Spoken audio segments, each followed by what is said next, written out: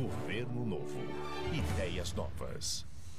Hoje, Dia do Professor, eu quero dizer aos queridos educadores do Brasil que a educação é e será cada vez mais nossa grande prioridade. Criamos projetos inovadores, implantamos a educação de tempo integral, financiamos a construção de milhares de creches e pré-escolas, criamos 8 milhões de matrículas no Pronatec e abrimos as portas das universidades como nunca. Nada disso seria possível sem os professores. Todas as vitórias na educação pertencem a eles e a seus alunos. Nosso compromisso é trabalhar cada vez mais pela valorização deste parceiro do conhecimento e construtor do futuro, o professor. Feliz Dia do Professor e muito obrigada por tudo.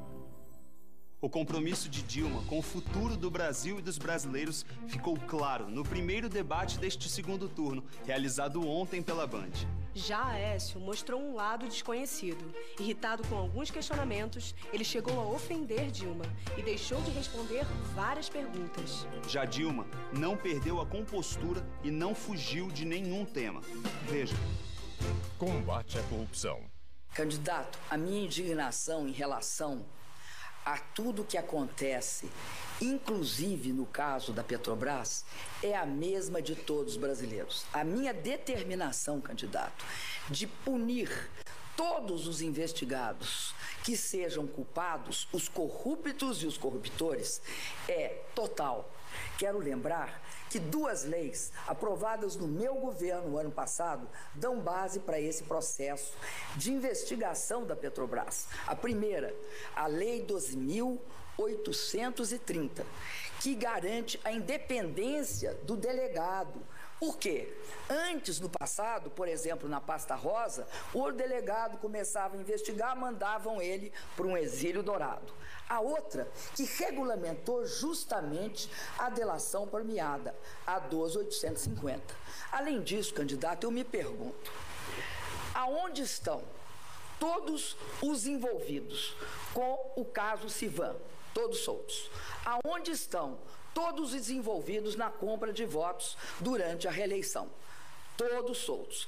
Onde estão os envolvidos na pasta rosa? Todos soltos. Aonde estão aqueles envolvidos no mensalão Tucano Mineiro? Todos soltos. Aonde estão os envolvidos nos metrôs e na compra de trens de São Paulo? Todos soltos. O que eu não quero é isso, candidato. Eu quero todos aqueles culpados presos, candidato. É essa a minha indignação que o senhor não enxerga. Transparência. Eu gostaria de saber, candidato, como é que o senhor explica ter construído um aeroporto que na época custava 13,9 milhões e que agora custa 18 milhões a preços de hoje. E que esse aeroporto foi construído num terreno de sua família, num terreno de um seu tio, e a chave fica em poder dele. Isso não foi denunciado por mim, foi denunciado pela Folha de São Paulo. Também gostaria de saber sobre a pavimentação e a sinalização feita no aeroporto de Montezuma, em que também, coincidentemente, é uma obra do governo do estado de Minas e, surpreendentemente, quem tem uma agropecuária lá é o senhor e suas irmãs. Eu não acho, candidato, isso nada moral, nem ético. Nepotismo.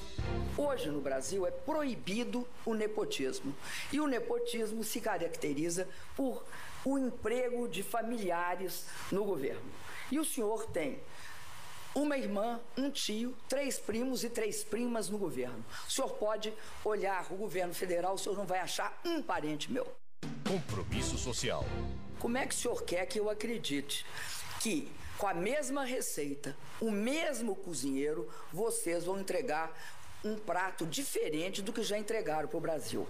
Vocês, candidato, gostam de cortar. Gostam de cortar e sempre cortam. Cortam emprego, cortam salários. Nós investimos profundamente na criação de empregos, na valorização dos salários, na estabilidade macroeconômica do país, diminuindo dívida, garantindo que o povo brasileiro tivesse novas oportunidades. No final do debate, Dilma mostrou ao Brasil que há uma grande diferença entre o que o Aécio fala e o que ele faz. Isso explica por que Aécio sofreu uma dupla derrota em Minas no primeiro turno. Os 12 anos de seu governo e de seu grupo foram marcados por vários retrocessos. Acompanhe. A situação na saúde. Aécio não melhorou a saúde em Minas. Pelo contrário, piorou. A promessa de entregar 8 hospitais regionais não foi cumprida. Há obras completamente abandonadas e o sistema está em crise. Tem mais de 2 anos que está parado. Hoje o Hospital São Vicente está abandonado, está vivendo à base de voluntariado para reformar a pediatria, para fazer doação até de comida, porque os pacientes internados não têm nem comida direito. A situação na educação. Aqui o quadro também é grave. Obras paradas e professores desvalorizados que sofrem com os baixos salários. Nós recebemos um pouco mais que o salário mínimo, né? Um salário mínimo e meio. Não se tem um vale transporte, não se tem vale alimentação. É desumano o tratamento que tanto o professor quanto o aluno tem na escola pública, na escola estadual. Temos escolas que estão caindo aos pedaços, outras que estão em eternas reformas. Ele não valoriza a educação, nunca valorizou. A gente tem que pensar muito bem antes de votar nessa pessoa, porque para mim ele é um ator. Baixo crescimento. Ele quebrou o Estado durante o seu governo de 2003 a 2010. No ranking de crescimento do PIB dos estados brasileiros, Minas ficou no melancólico 22º lugar, abaixo da média do Brasil. Acho que a mentira, durante tantos anos, começa a se enfraquecer. Os mineiros começaram a perceber que tem algo errado. A Minas Real é essa que o Brasil precisa conhecer para entender o resultado de Minas Gerais. Aécio perdeu as eleições no seu estado. Sabe por quê? Entre outras coisas, porque durante o seu governo, ele levou a imprensa mineira com mão de ferro, processando veículos e jornalistas críticos da sua administração. Essa história todinha lá da questão do avião do aeroporto de Cláudio. Aqui dentro de Minas Gerais, a gente tinha essa história. Nós sabíamos disso. Nós, os jornalistas que eu estou falando. A gente nunca pôde publicar.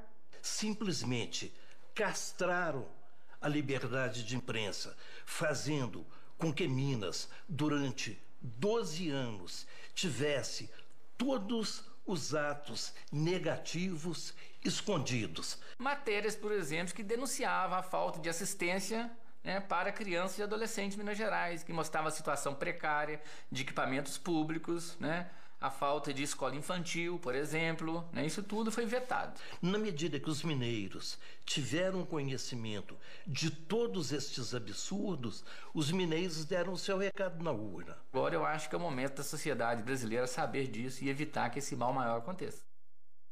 Percebeu a diferença entre Aécio e Dilma, enquanto ele se afunda em incertezas e contradições políticas e administrativas, Dilma segue segura e firme.